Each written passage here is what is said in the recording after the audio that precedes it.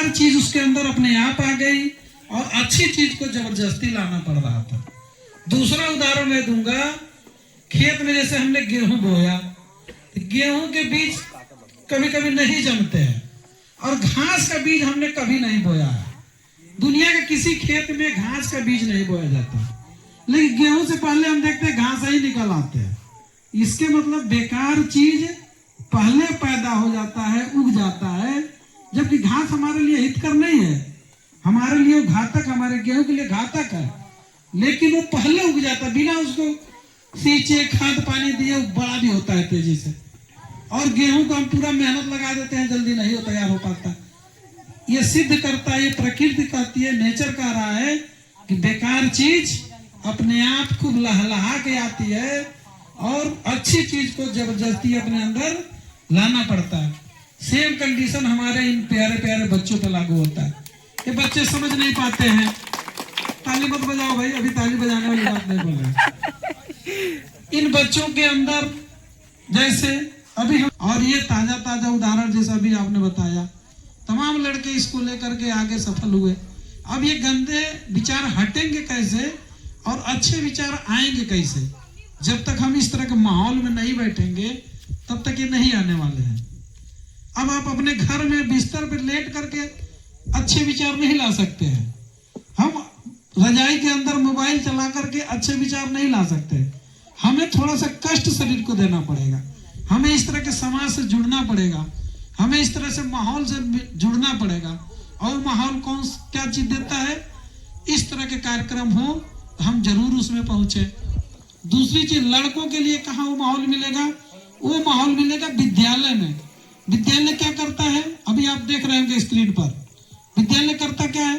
सुबह जो लड़का जाता है, गेट के अंदर एंट्री किया, खूब शानदार तरीके से, हम लोग क्या तो म्यूजिकल सिस्टम, इससे हम लोग प्रेयर कराते हैं, खूब शानदार था। एक उसके अंदर प्रेयर पॉजिटिव वाली बातें डाल देते हैं। उसमें जैसे एक लाइन होती है, जिस देश जात में जन्म लिया बलिदान उसी पर हो जाए। अब एक आ जाता है कि यार मैं जिस देश का अनाज खाता हूं, मुझे उसी पर गर्व करना चाहिए, उसी में बलिदान होने की जरूरत। एक पॉजिटिव थिंकिंग आ गई और हर लाइन में, प्रेयर के हर लाइन में उस लड़के की तरक्की की बात होती है। उसमें सत्य, अहिंसा, इन सब चीजों से हमें जोड़िए, मैं किसी का हिंसा ना करूं, इस तरह की तमाम अच्छी अच्छी बातें सुबह ही उसके दिमाग में डाल दी जाती है। फिर हो जाता है क्लास में। क्लास में गया तो शिक्षक आए, शिक्षक भी योग्य होने चाहिए। कभी कभी हम तो कैमरे से निगरानी करते अपने ऑफिस में कि हमारे शिक्षक बतिया क्या रहे हैं, सभी शिक्षकों को पता है, सब लाइव होता है। मोबाइल पे भी हमारे स्कूल में कैमरे चल रहे हैं, इस मोबाइल पे दिख रहा है शिक्षक क्या बात। मैंने शिक्षकों को मीटिंग में कह रखा है कि आप अपने घर की बात बिल्कुल लड़कों से नहीं करेंगे, कोर्स की ही बात करेंगे, पढ़ाई की ही बात करेंगे, बेहतर वाली बात करेंगे। यदि घर के पत्नी की बात कर लिए लड़के से कि हमारी पत्नी इतनी सुंदर है, इतनी चालाक है, ये सब चीज हम सुन रहे हैं, हमको भी बताना पड़ जाएगा। फिर तो लोग डरते हैं। तो एक क्लास में जब लड़का जाता है तो उसको एक अच्छा माहौल मिलता है। फिर उसको ऐसे 7 घंटे 8 घंटे उसका चलता रहता है। दोपहर में इंटरवल में खाने के लिए, खेलने के लिए हम लोग टाइमिंग देते हैं। फिर वो जब दिन भर में जितना पढ़ा रहता है, वो घर कहा जाता है भाई होमवर्क कर लेना, घर आता है, एक माहौल पाता है तो घर आकर उसी बहाने बैठता है। मैं आपको बता देना चाहता हूं, हम लोग के यहाँ ऐसे माहौल डाल दिए गए हैं कि तमाम ऐसे लड़के लड़कियां हैं जो 1-1 बजे 2-2 बजे तक पढ़ते हैं और उनकी लाइव फोटो, ऐसा कहा जाता है कि यदि पढ़ना तो ईमानदारी से बेटा या फोटो जरूर डाल देना, यदि आप 2 बजे तक पढ़ते हो तो हम देखें, दूसरे को प्रेरित करने के लिए उस चीज को हम दिखा सके। प्रेयर पे हम दिखाते भी, देखो फला लड़की आज 2 बजे तक पढ़ी है। और मैं बता देना चाहता हूं, वाकई वो लड़कियां तेज हैं, वाकई वो लड़के तेज हैं।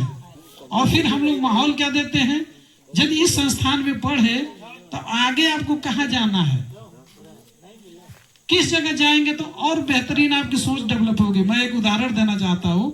एक झाला का लड़का था, वो अपने हमारे यहाँ इंटर में पढ़ता था, पढ़ा तो केजी से, लेकिन इंटर तक गया तो हम लोगों ने उसको मोटिवेट किया था, काफी अच्छा लड़का था। तो वो चला गया बनारस हिंदू विश्वविद्यालय, BHU जिसको हम लोग 60 में बोलते हैं। भाई एग्जाम दिया, क्वालिफाई किया, BHU चला गया। कुछ दिन बाद ये गए वहां बनारस, हमारे यहाँ के चूंकि लड़के भी वहां पढ़ते हैं, तो उन लड़कों के पास गए तो वो भी भाग के आया कि गुरुजी आए, चलते हैं, मिलते हैं। तो ये पूछे, ही बताओ बियच्चू तुमको कैसा लगा, तुम संग्रहना पढ़े 10-12 साल, अब 2-3 महीने से तुम बनारस आए, इतने बड़े संस्थान जहां विदेशों के लड़के पढ़ते हैं, ये कैसा लगा? तो जानते हो उसने क्या शब्द बोला?